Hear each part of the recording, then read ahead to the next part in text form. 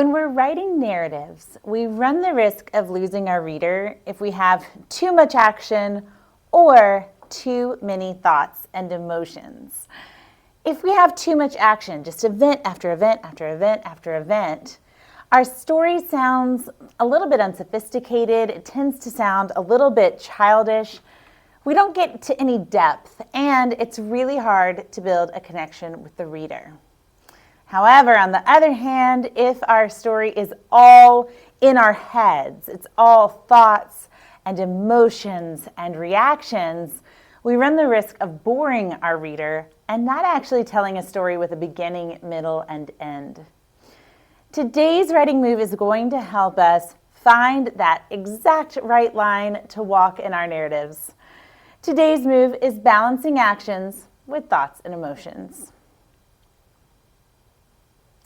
Let's take a look at writer Irina Dumitrescu walking this line of balancing actions with thoughts and emotions in her personal essay for The Walrus.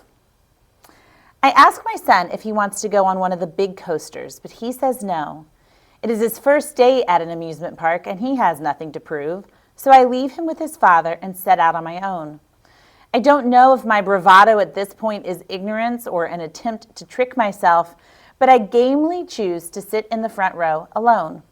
It all seems doable now, even when I have to put my glasses and purse in a bin, even as the restraint lowers onto my lap. The coaster shoots out of an open door and takes me around a large loop and 3 monstrously tight twists and rolls. With nothing on my shoulders and no one in front of me, I feel like I am falling through the sky. At some point, screaming, "Oh my God," stops being a solace, and I close my eyes, wishing for it to be over. When I finally stumble out, my body quakes with terror, and I struggle not to be sick on the platform. So this is just an excerpt of her larger personal essay about fear and overcoming fear and the different fears that each of us face. But I want you to see here the balance of actions with thoughts, emotions, and reactions. So take a look at this next slide. I have color-coded the story for us. In blue, you see Irina's actions, and then in red, you see thoughts and emotions. Now just take a look at this for a minute. What pattern are you seeing? Do you see an organizational structure at work already just using your eyes and the colors? What I notice is that there's almost an alternating pattern between actions and thoughts and emotions. You can think of actions as what you could see if this were playing out in a movie. And you can think of thoughts and emotions as things you could not see if this were a movie. So when we look at this, we start out with a lot of action. She's talking to her son. She leaves him with his father. She sets out on her own. And then after that kind of rush of action, we get some reflection. She doesn't know if her feelings are ignorance or just trying to trick herself. And then we get an action. She chooses to sit in the front row. And then a reflection. It feels doable right now. Action. She has to put her glasses and purse in a bin and the restraint lowers in her laps. Can you see this seesaw effect? An action, what I'm thinking right now. An action, how I'm feeling right now. It goes back and forth and back and forth. We see it happen in the second paragraph as well. The coaster shoots out of the open door and it takes her around the loop. Now we get a feeling. What does it feel like? Oh, it feels like she's falling through the sky. She's doing an action. She's screaming, "Oh my God." But the reaction to that is that it stops being a solace. She closes her eyes. Action. She wishes for it to be over. Emotion.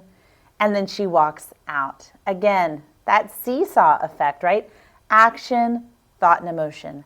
Action, thought, and emotion. Notice that she does not have huge chunks. She doesn't have a giant action paragraph and then a big thoughts and emotions paragraph. But she's alternating these within the same paragraph and even sometimes within the same line. Let's take a look at a couple of those lines where she does that. She says in the first paragraph, I don't know if my bravado at this point is ignorance or an attempt to trick myself, which is her thoughts and reactions and emotions, but I gamely chose to sit on the front row alone. So she pairs her thoughts at the time with an action. She does it in the following sentence too. It all seems doable now. That's how it feels to her. And then an action. Even when I have to put my glasses and purse in a bin, even as the restraint lowers onto my lap. When we're making this move, when we're balancing thoughts and emotions with our actions, we could think about giving the viewer something to see and then giving them something they can't see and alternating those back and forth and back and forth. This is something all great storytellers do. Let's take a look at a couple of other mentor writers making the same move.